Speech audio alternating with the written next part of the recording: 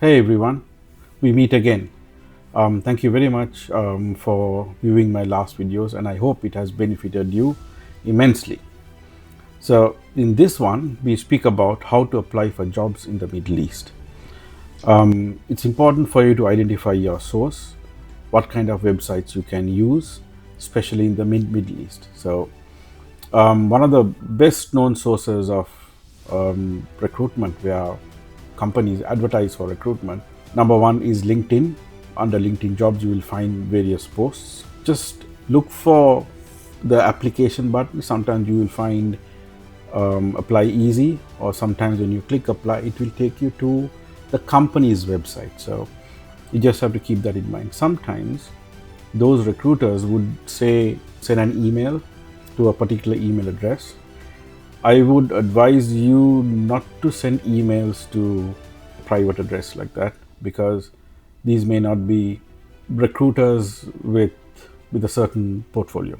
Companies that advertise directly are the ones that you should select, because these are large organizations and they have a legitimate membership with LinkedIn, and they have applied for LinkedIn recruiter packages, which allows them to have LinkedIn filter the CVs into their system. So either you'll see the LinkedIn apply button, or the website will take you to what you call an application tracking system, ATS. So these companies have these ATS systems where you would need to either fill a form, or once you upload the CV will capture the form. So in that, you will have to correct or review each and every one. Some ATS systems or application tracking systems can take you from page to page. You will have to fill multiple applications. Fill as many as you can. I mean, if you're someone with about 20 years experience, worked for about 6 or 7 companies, the first 10 years is what really matters, because it is more likely showing your progress from one point to another. But somewhere you will have to mention that you started working from this point. Or if they say that you need to have minimum of 5 to 10 years or 15 years work experience, then you have to add that 15 years. It's important to upload and update the latest information. Companies that have an ATS system allows you to add documents, and then allows you to be a member of their application tracking system. So any positions that they apply, you would get an update and you can apply through that. So you would not have to fill the form all the time. The large organizations are the ones that you have to look for in the Middle East, so you can identify. But before you apply, do your research about these companies and find out whether they are a larger company in the Middle East. So the Middle East region covers all the 6 GCC countries like Kuwait, Qatar, Bahrain, Oman, United Arab Emirates, Saudi Arabia. So it covers those countries. So this is where most of the opportunities are. These are very expat-heavy countries with ample job opportunities. So research, because a lot of new companies come in, but you will have to research. The other source would be Indeed. Indeed has a very good reputation. Indeed allows recruiters to schedule interviews through Indeed application. So you will have to log into Indeed to see whether you got any messages. The other one is bait.com, that is BAYT.com. Bait is very good. A lot of companies go through bait.com as well.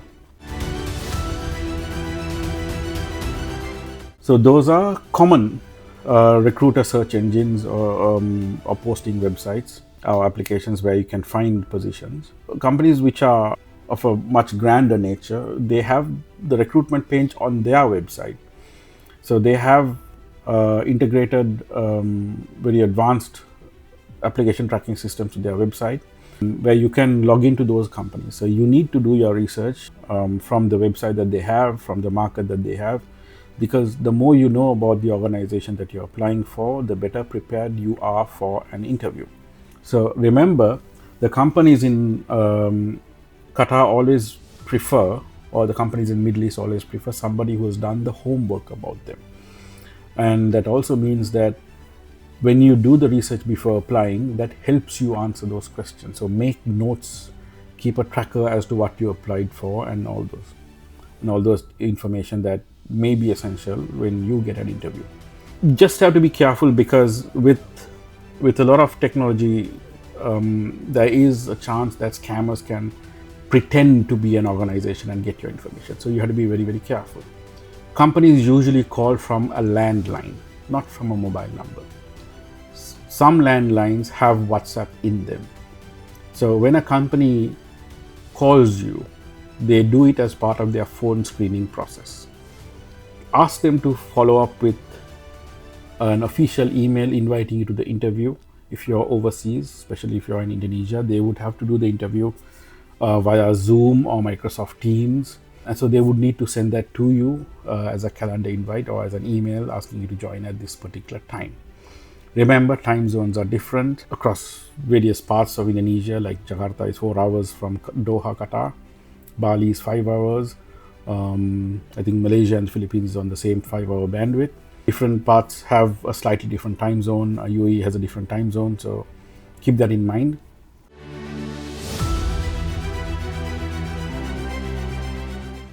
Always follow up with an official email. That's very, very important.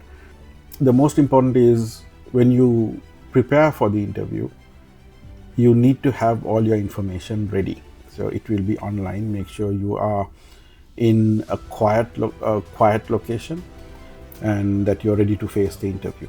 The other way employers or large organizations can recruit people overseas is by doing recruitment drives in the local in your locality. Large organizations, some of the big banks and even energy companies, they contact a local agency in your home country and they do the recruitment through that. So you might have to go to a local recruitment agency on a particular schedule where they will start doing your interviews with representatives from the client side. So the larger organizations, when they start recruiting, especially to Qatar, the recruitment has to be free. The ticket will be provided, the visa will be provided, accommodation allowance or an accommodation for the first 5 weeks, but depending on your job, you may get company accommodation. So all that, it will be provided. You don't have to spend on anything. You don't have to pay a recruiter fee. The recruiter gets paid by the client. So you have to be careful with that. There may be some recruiters who tend to charge you a recruitment fee for some sort. Now, some recruiters, they may charge a refundable deposit where if you don't make it within 3 months or if you quit the job in 3 months, because they have to provide a free replacement, that becomes a cost for them. They may charge you something, but read that condition very, very carefully. Ideally, they shouldn't, but some recruiters, because of certain behaviors of previous candidates, have faced penalties. So they want to protect themselves, so to speak. But recruitment should be free. The other thing is, especially in Indonesia, when a company wants to hire you, they will get the documents attested through the embassy in Doha, KBRI. They will get it attested through that. So always go for larger companies. Do not go for the smaller companies. Make sure that the recruitment agencies that come to your home country or your town to hire people, they always employ proper organizations. So that's very, very important to understand. Few things that are do's and don'ts of when looking for a job overseas. I'll start with the do not. I know it sounds a bit negative, but here's a thing that you shouldn't do. Do not fear. Do not underestimate yourself. Do not fear that you're leaving familiar territory and you're coming overseas and you wonder how you will be with people from different nationalities. The blessing of working in an expat heavy country like one of the GCC countries, especially Qatar, is that you get exposed to a lot of nationalities, you get exposed to a lot of cuisines, you get exposed to a lot of lifestyles. This may come to you as a culture shock, but then you already have the internet for you to do your research and learn about different cultures. But when you learn about cultures, you have to remember not to get discouraged by it, because just as you have your own culture, so do people who come over here. So when you go international, when you come to the Middle East for employment, you will be competing against people from around the world, which means you have to be confident in yourself. You have to learn continuously. You have to have an open mind and you have to play smart.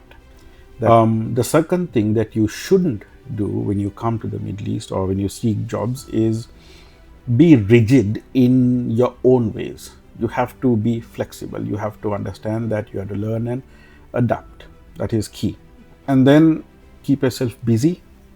So that goes into point 3, which is do not get bored. Do not stay indoors all the time. And this is the safest place.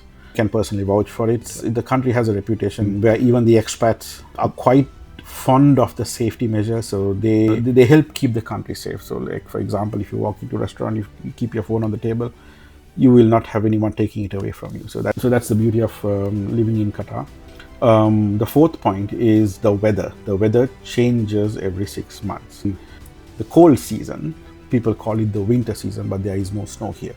It starts from around November all the way till March of the following year. So there are things that you have to do as precautionary measures. You will be educated by the company that you work for during those hot and cold seasons. People very fondly call it summer and winter seasons. So the heat, yes, it's very, very hot and it's very sweaty. When you move towards winter, the winter can be extremely cold as well because it's the cold breeze. So you need to have a jacket or a sweater to keep you warm. And you eat proper. Remember, when you come to a foreign country, when you come to the Middle East, you need to take care of your health. So the blessings of the weather in your home country, on your hometown, may not be the same over here. So you have to change your diet. You have to adapt. I mean, you do find Indonesian food here, so you can live here. So do not get discouraged. So let's go on to the do's. So when you come here, learn, follow the instructions of the organization. Remember, the Indonesian embassy has a very good reputation and they protect and they guide the people very well. The Ministry of Labor in Doha is very, very strong. They have a reputation of protecting all expat workers, so you need to know that. So then you have a lot of learnings, a lot of events that you can find, a lot of cultural things that you can learn. There are events that you need to be part of. So be a part of those events. The more you gel in, the better it is. So I've given you 3 do's which you need to get to know. So I'm going to end this video. On the next video, I'm going to teach you how to make a professional CV and the difference between a CV and a resume. I hope you enjoyed this video. Please like, subscribe, share, and comment, because your comments are important so I know what to focus on for the next one. Terima kasih. Take care. Bye.